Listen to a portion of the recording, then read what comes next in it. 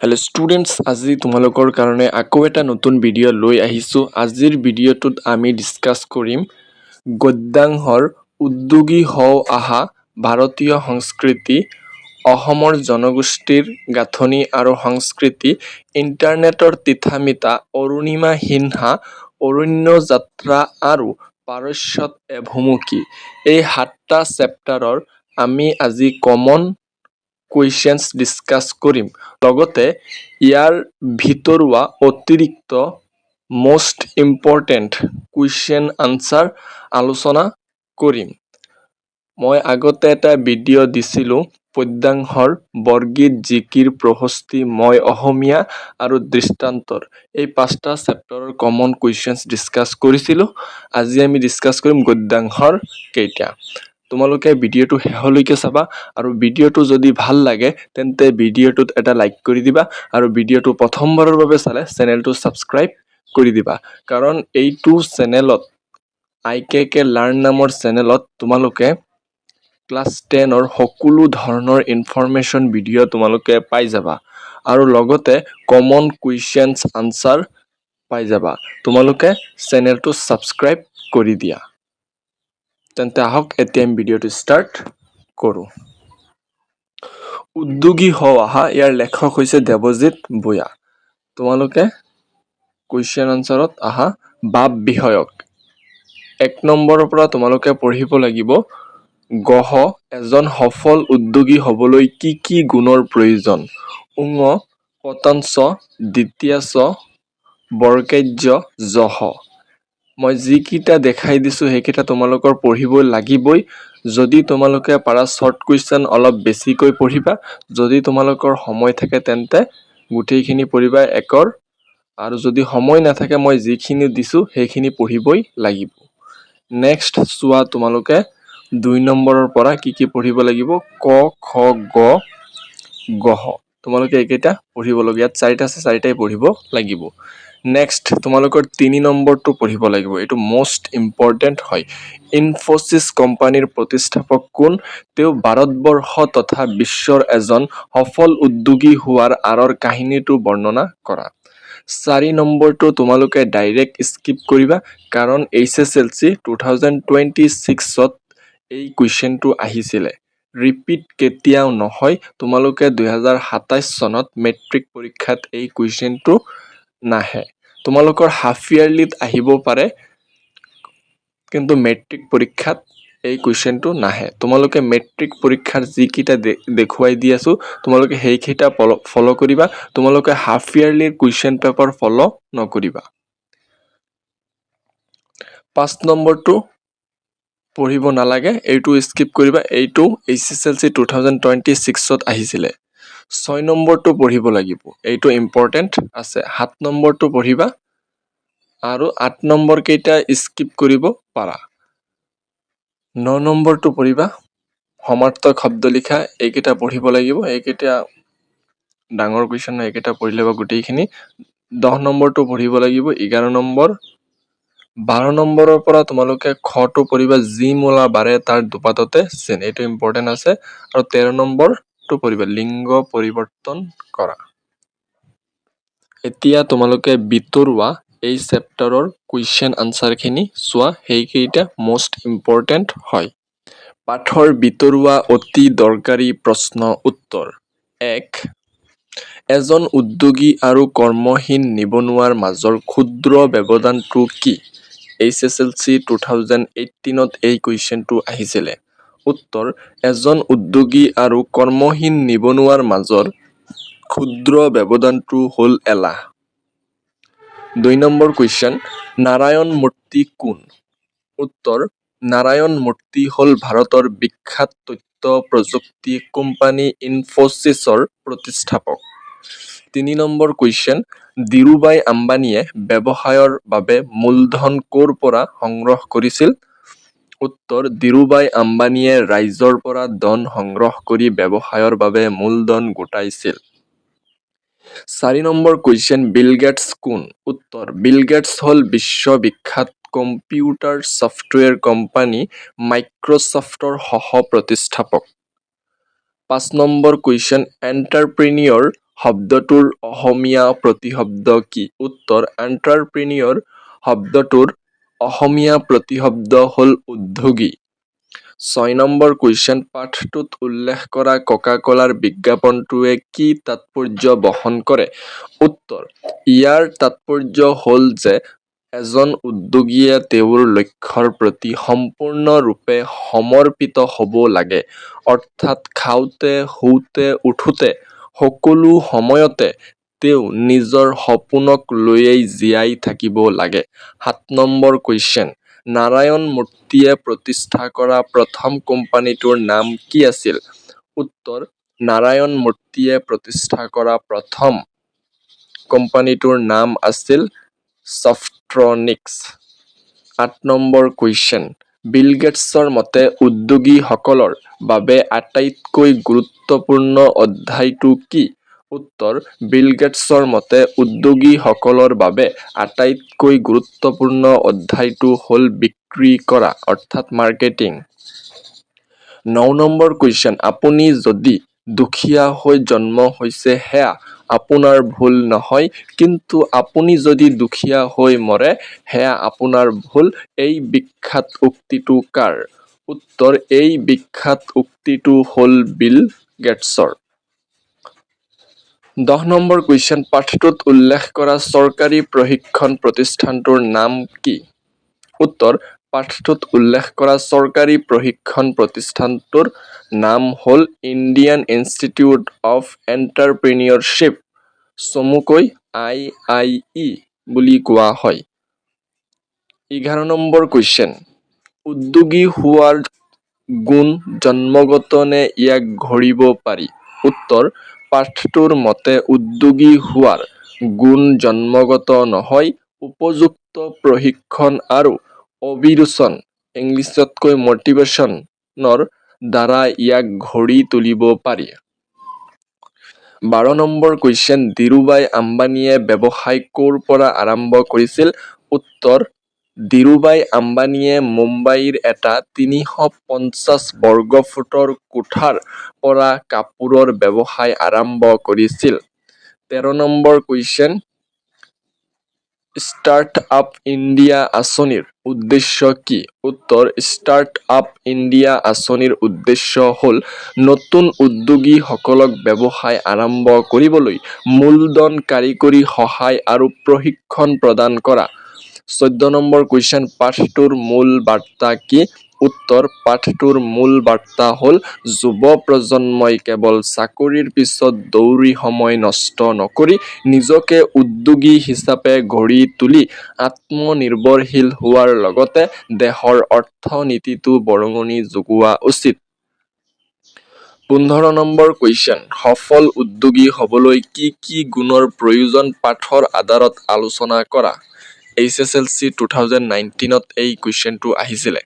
উত্তৰ সফল উদ্যোগী হ'বলৈ কেইবাটাও গুৰুত্বপূৰ্ণ গুণৰ প্ৰয়োজন। সেইবোৰ হ'ল 1 নম্বৰ ধৈৰ্য, বিফলতাত হতাশ নহৈ ধৈৰ্যৰে চেষ্টা কৰি থকা। 2 নম্বৰ পইণ্ট একাগ্ৰতা, নিজৰ লক্ষ্যত স্থিৰ হৈ থকা। 3 নম্বৰ পইণ্ট নিয়মানুৱৰ্তিতা, সময় আৰু কামৰ প্ৰতি অনুশাসন মানি চলা।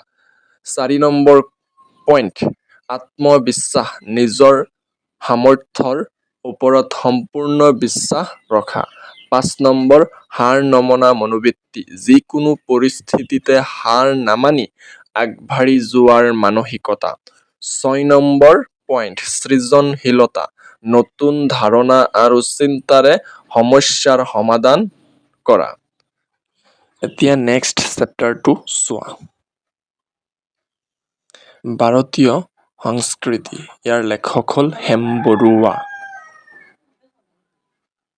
বাপ বিষয়ক প্ৰশ্নাৱলীত আহা, ইয়াৰ পৰা তোমালোকে পঢ়িব লাগিব 1 number, 3 number, 8 number question, 9 number question, 12 number question, 15 number question, 18 number question আৰু 20ৰ পৰা পঢ়িব লাগিব খ, গ আৰু ভাষা বিষয়ক, ইয়াৰ পৰা 1, 2 এইকেইটা পঢ়িব লাগিব।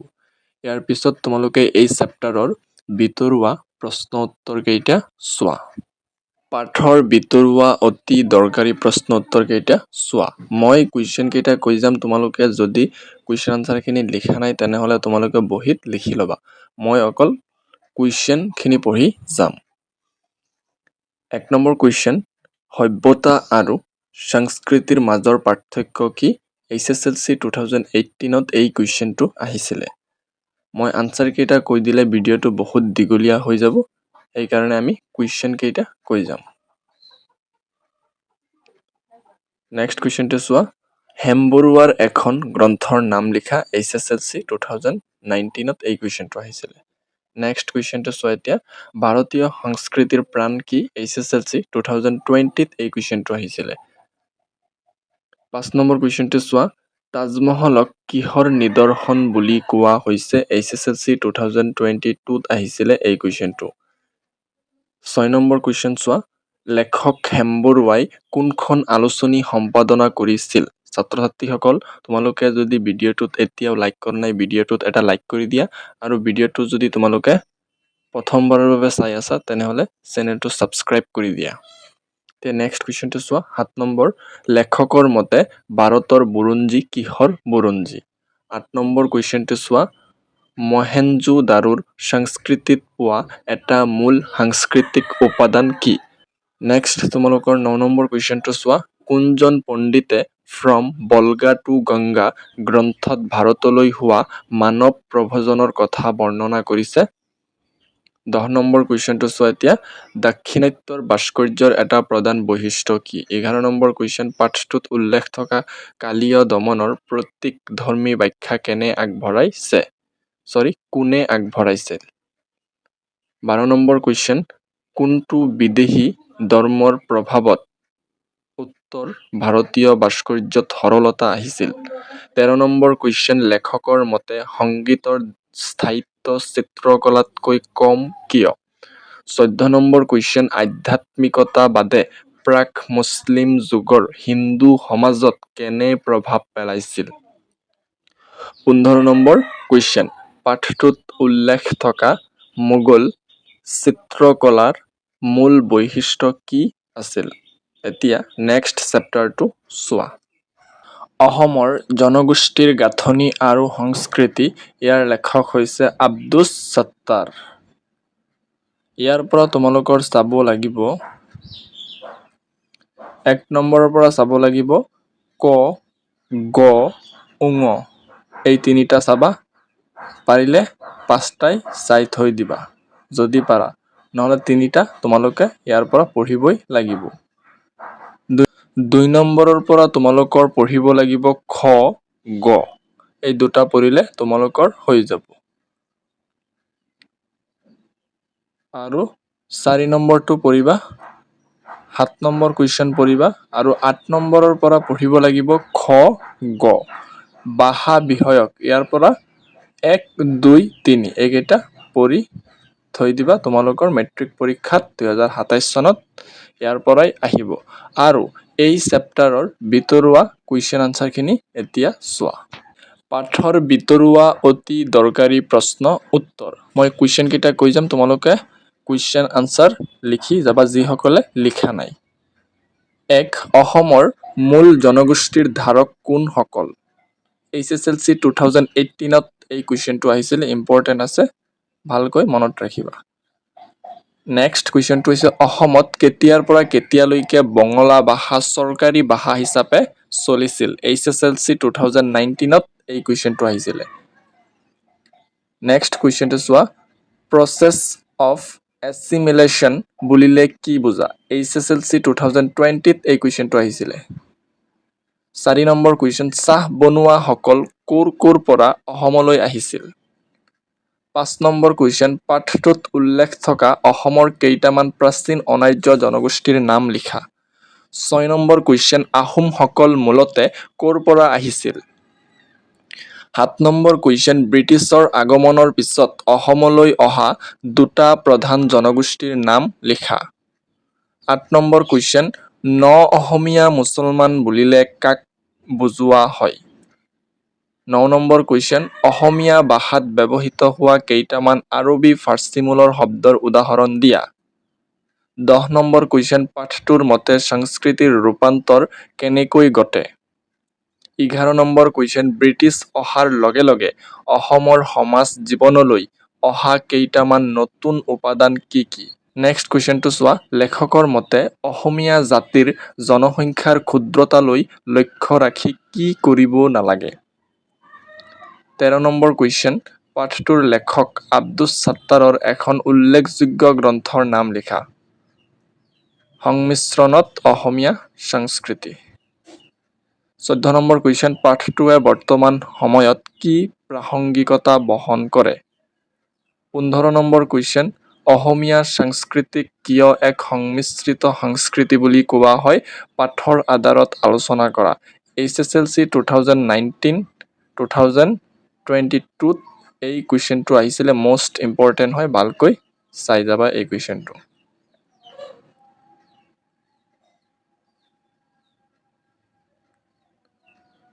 এই চেপ্টাৰৰ ইমানেই আছিলে তোমালোকৰ কুৱেশ্যন এতিয়া নেক্সট চেপ্টাৰটো চোৱা ইণ্টাৰনেটৰ তিতামিতা ইয়াৰ লেখক হৈছে ডক্টৰ প্ৰণয়ী দত্ত ইয়াৰ পৰা তোমালোকৰ চাব লাগিব 1 নম্বৰৰ পৰা ক খ গ হ ঙ এই চাৰিটা চাবা 2 নম্বৰটো চাবা 3 নম্বৰ 4 নম্বৰ 6 নম্বৰ 7 নম্বৰ এইকেইটা চাবই লাগিব মোষ্ট ইম্পৰ্টেণ্ট হয় ভাষা বিষয়ক ইয়াৰ পৰা 1 2 এইকেইটা চাবা আৰু ইয়াৰ ভিতৰুৱা কুৱেশ্যন আনসাৰখিনি চাব লাগিব মই সেইকেইটা দি আছো পাঠৰ ভিতৰুৱা অতি দৰকাৰী প্ৰশ্ন উত্তৰ 1 ইণ্টাৰনেটৰ তিতামিতা পাঠটোৰ ৰচক কোন 2 নম্বৰ কুৱেশ্যন ডক্টৰ প্ৰণয়ী দত্তই কি বিষয়ত গৱেষণা কৰি PhD ডিগ্ৰী লাভ কৰিছিল তোমালোকে এইকেইটা ভালকৈ মুখস্থ কৰি ল'বা মোষ্ট ইম্পৰ্টেণ্ট কুৱেশ্যন হয় এইকেইটা 3 নম্বৰ কুৱেশ্যন ইণ্টাৰনেটক চমুকৈ কি বুলি কোৱা হয় নেট বুলি কোৱা হয় 4 নম্বৰ কুৱেশ্যন ভাইৰাছৰ সম্পূৰ্ণ ৰূপটো কি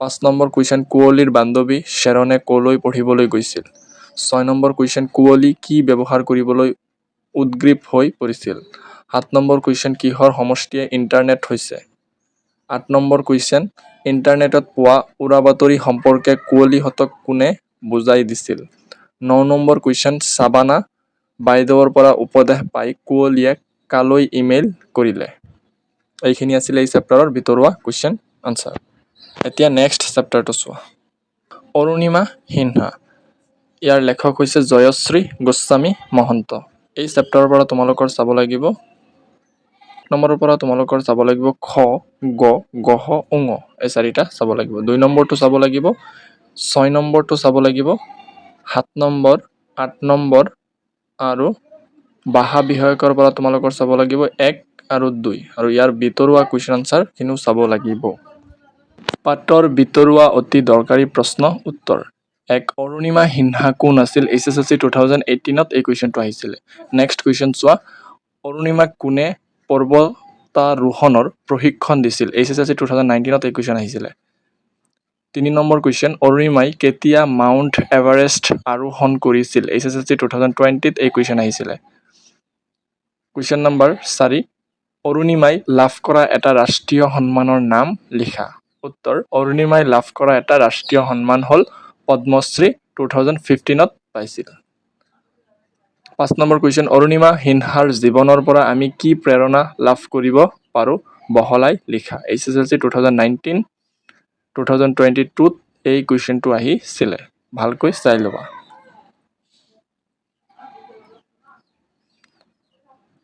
6 নম্বৰ কুৱেশ্যন অৰুণিমাৰ ডিঙিত থকা চেইনডাল তেওঁৰ বাবে কিয় বিশেষ আছিল 7 নম্বৰ কুৱেশ্যন ৰেল দুৰ্ঘটনাৰ পিছত অৰুণিমাই ক'ত চিকিৎসা গ্ৰহণ কৰিছিল 8 নম্বৰ কুৱেশ্যন অৰুণিমাই কিমানখন ৰেল পাৰ হৈ যোৱাৰ পিছত উদ্ধাৰ হৈছিল 9 নম্বৰ কুৱেশ্যন একলব্য কোন আছিল তেওঁৰ কাহিনীৰ পৰা কি শিকিব পাৰি 10 নম্বৰ কুৱেশ্যন অৰুণিমাই লাভ কৰা দুটা উল্লেখযোগ্য বঁটাৰ নাম লিখা 11 নম্বৰ কুৱেশ্যন অৰুণিমাৰ জীৱনীমূলক গ্ৰন্থখন কোনে উন্মোচন কৰিছিল উত্তৰ ভাৰতৰ প্ৰধানমন্ত্ৰী নৰেন্দ্ৰ মোদীয়ে 12 নম্বৰ কুৱেশ্যন পাঠটোত উল্লেখ থকা শ্বেৰপা কোন 13 নম্বৰ কুৱেশ্যন অৰুণিমাৰ মতে তেওঁৰ দৰে আনসকলক কেনেকৈ সহায় কৰিব পাৰি 14 নম্বৰ কুৱেশ্যন অৰুণিমাৰ দুৰ্ঘটনাৰ পিছত সমাজৰ একাংশই কি উৰা বাতৰি ওলাইছিল?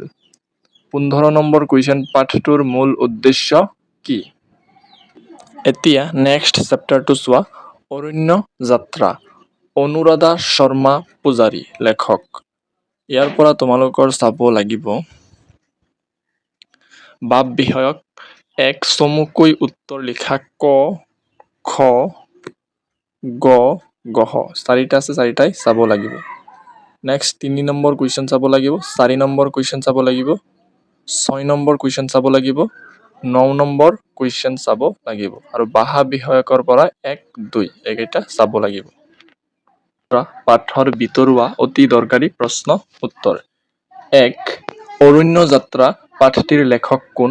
HSLC 2018ত এই কুৱেশ্যন আহিছিলে। নেক্সট কুৱেশ্যন, পাহি আৰু পল কোন শ্ৰেণীত পঢ়িছিল? 3 নম্বৰ কুৱেশ্যন, কাজিৰঙা কিহৰ বাবে বিশ্ববিখ্যাত? 4 নম্বৰ কুৱেশ্যন, অৰণ্য যাত্ৰা পাঠটোৱে ছাত্ৰ ছাত্ৰীসকলক কি কি নৈতিক শিক্ষা দিয়ে বহলাই লিখা।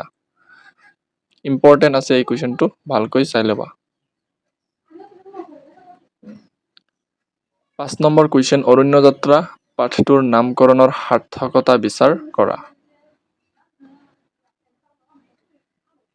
6 নম্বৰ কুৱেশ্যন, চেল্ফ ছাৰ্ভিচ দেখি ছাত্ৰ ছাত্ৰীসকলৰ প্ৰতিক্ৰিয়া কেনে আছিল?